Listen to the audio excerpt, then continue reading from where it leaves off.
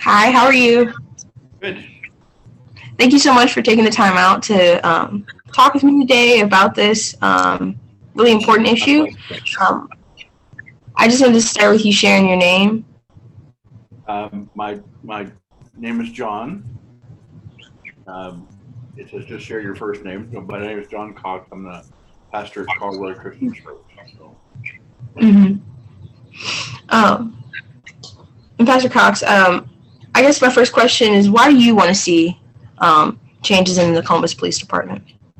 well, I've only been in Columbus for 4.5, almost 5 years. So I haven't had a lot of run-ins with the Columbus Police Department, but I do have family members that have been police officers, and I I know from their experience how difficult that is, because you're trained to be a police officer. You're not trained to be a counselor. You're not trained to be, to deal with a lot of issues that police have to deal with, and so that just adds to the stress of their job.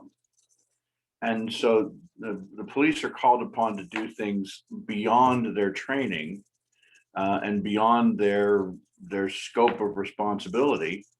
And so the system needs to be reformed so that people in situations where they need a counselor can have a counselor. People that are in situations where they need other kinds of attention can have that, and the police can get back to being police. Because I think, like in any profession, there are people who are going to abuse the system.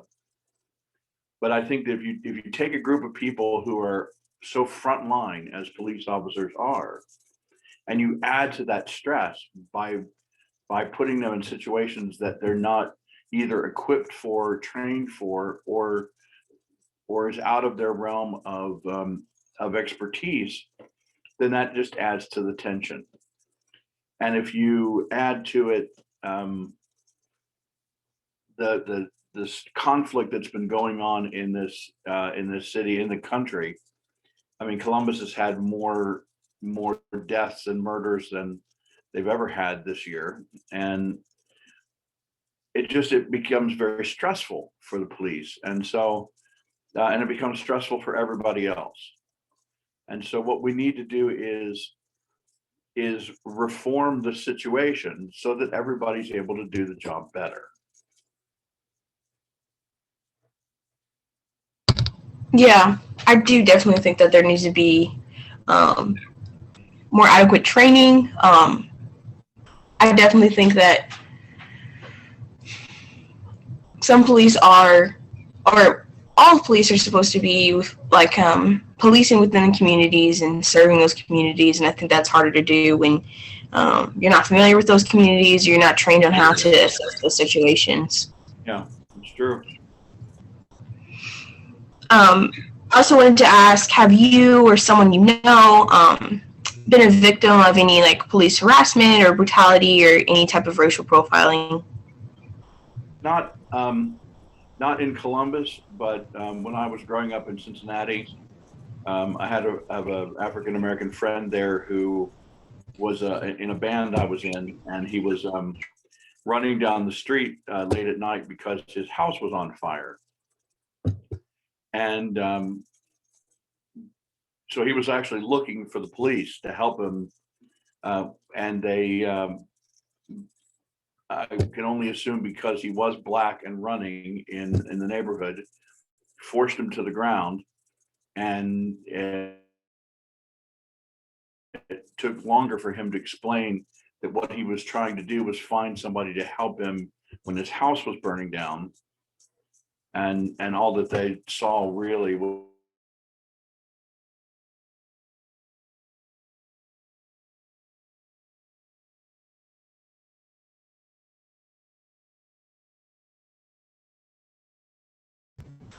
men and women go through. And as a white person, I was shocked because I don't have to worry about when I get stopped by the police for speeding if my life is in danger. I don't have to worry about winding up in handcuffs because I question what a police officer says. And that situation is so far removed from me in my own personal life that I'm shocked, and I find it difficult to comprehend fully what it must be like for someone of color to be in a situation like that. I've only heard from friends of mine who have had that encounter with police officers, not only in Columbus, but all around the country, who've had that encounter and say, yeah, you don't know when you get stopped if what's going to actually happen. I mean, somebody might, when you stop, might just, treat you as if you're a person who might be going too fast down the road, or, come by your house and think that, and then realize they've got the wrong address for where they were looking for, or wind up losing your life. And I think it's so frustrating on both sides of that I think the police expect that every altercation is going to be a violent one, and people of color who are on the other end of that feel as if every encounter is going to be a violent one. So that's how they enter into the situation, thinking that's what's going to happen, and that just sets the flame going before there's even anything to be to be concerned about. So I think it definitely needs to have reform, and I think it definitely needs to be a way that we can build relationship between between both all the communities, to let the police know that that's not how everybody thinks of them when they come and encounter somebody, and let people of color and all of us know that that's not how the police are going to think about us when they encounter us. So we need to have some relationship building as well. Yes, I definitely agree with that. It definitely needs to be some form of relationship that needs to be created so it can be actually healthy. Yeah, that would be good. Yeah. Why is it important to you that BREAD pushes for police reform? BREAD is a significant organization in Columbus. In fact, all of the DART organizations around the country are very, very important. BREAD is like a stone in your shoe. If you take the stone out, then you don't notice that you don't have a stone. But as long as the stone's in the shoe, you notice and you have to do something about it. And the reason I'm a part of BREAD is because somebody needs to stand up and say, hey, wait a minute, you need to look at this. And this is, obviously this is an issue that we need to deal with. And BREAD has so much on their plate that they could easily have said, no, we can't take anymore, we can't do this.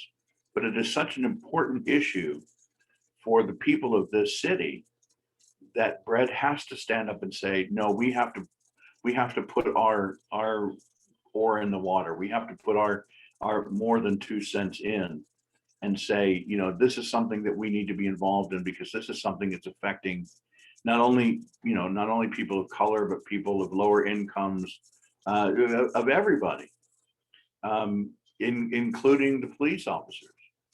And, I think there's such tension that both sides feel like everybody's out to get them. And we need to, BREAD needs to be standing there and say, no, this is a social justice issue. And it's not a personal issue against one person or another person, but it's a systemic social justice issue. And we need to be about making a difference with it. Yeah, I definitely agree. And there needs to be culture shifts among the relationships that police have with people of color in their communities, for sure. And I personally am really grateful and excited to be a part of BREAD for this semester, to help be a part of that change and be a part of that advocacy for police reform and all the other great things that BREAD's doing right now. Absolutely, yeah. Yeah. Well, again, I just want to thank you for taking the time out to have this conversation, to share your opinions and your thoughts, and why you see this is really important. So thank you. Anytime. Thank you for bringing it up and for giving me the opportunity to speak and share. Of course. Thank you so much. All right. Have a lovely day. You too.